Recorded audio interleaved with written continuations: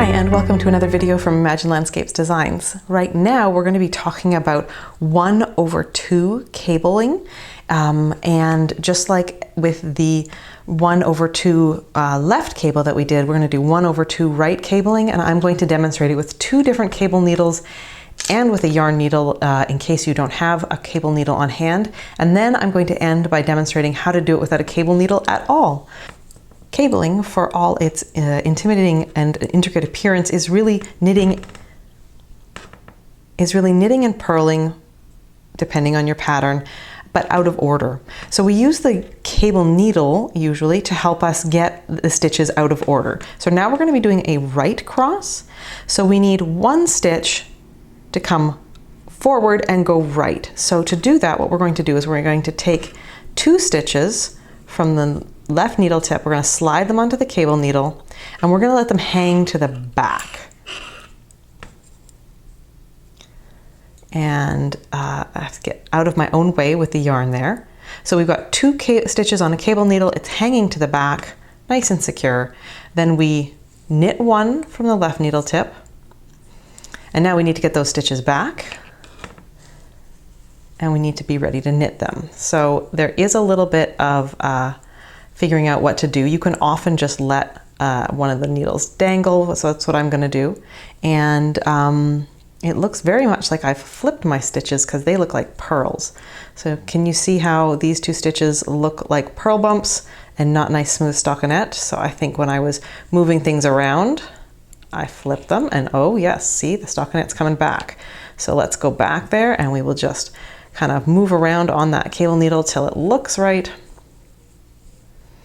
So I've unnecessarily complicated my demonstration, but it's good to know that that can happen and that we can fix it. We just need to get it looking like stockinette stitches. So you can knit off the cable needle, knit 2 from the cable needle.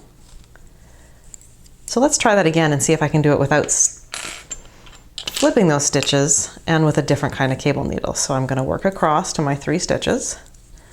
Here we go again. So we need to slip 2 to the cable needle. 1, 2, and now we're going to let that hang to the back, getting my yarn out of the way. So now they're going to just sort of hang there on that cable needle. Then I'm going to knit 1 from the left needle, and then I need to knit the 2 from the cable needle. Depending on whether we hold stitches to the front or the back with the cable needle, really that's where the left and right comes in for the lean. So there we are. So now let me show you again with the yarn needle in case you don't have one. This tutorial is being shot explicitly for the Nice to Know Me pattern, and in that, when I sent out the mystery knit along instructions, I don't think I included a cable needle. So if you were traveling, I wanted to give you something else that you can use. You can use any kind of needle. You could use a toothpick, you could use a paper clip, but you probably have a yarn needle since I definitely told you to do that. So we are going to have a problem because this isn't going to balance, right? The way the stitch is balanced on the curve of the other one. So we're going to slip 2 to a cable needle, or to a needle, just like we said. And then I'm going to hold those. And you can see I've just got this pinched right here between those 2. Depending on how you hold things, you may want to just pause a moment, and you could anchor it into the fabric like that so it doesn't flop around so much. I'm going to just hold it. All right.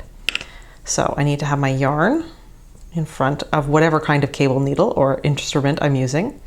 Then we need to knit 1 from the left needle, and then knit 2 from the cable needle. So let me just get everything in a line here. So I'm going to bring the yarn around back behind the yarn needle. All right, so doing this so that you can see is a little awkward, but let's see if I can get this working. So we're going to knit 1 from the yarn needle.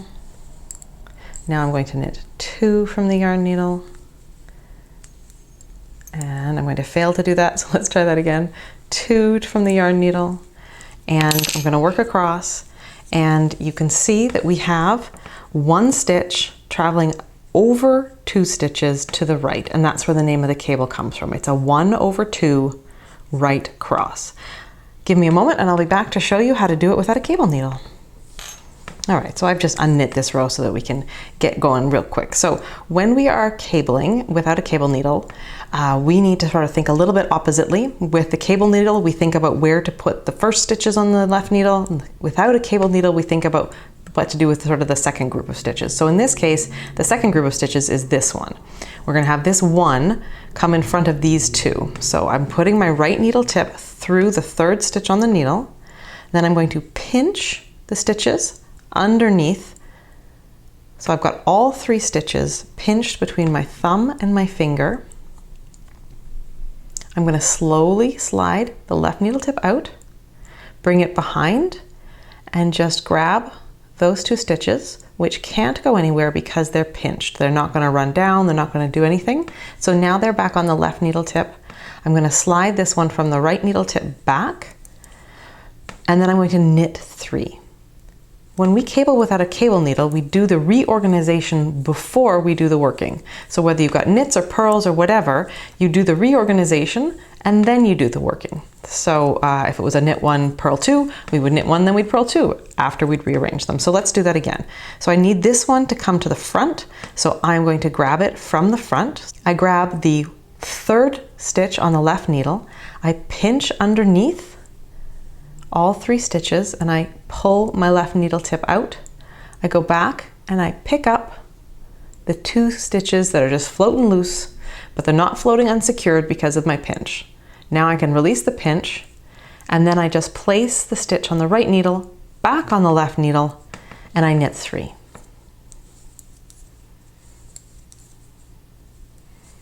Work to the end. So there we go.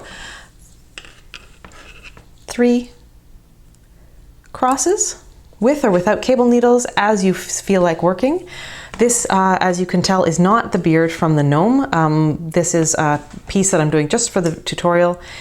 If you have questions, come to the Ravelry group for Imagine Landscapes. We love asking questions, or you can contact me by the email in the pattern or here on YouTube, but that's not as reliable. I don't always get the comments pinged to me as quickly. We will be next doing a video about cabling and decreasing at the same time, which is what we're going to do to get the beard to narrow. I hope this tutorial helped you. I'm Sarah Shira, and I'm wishing you happy knitting and happy gnoming.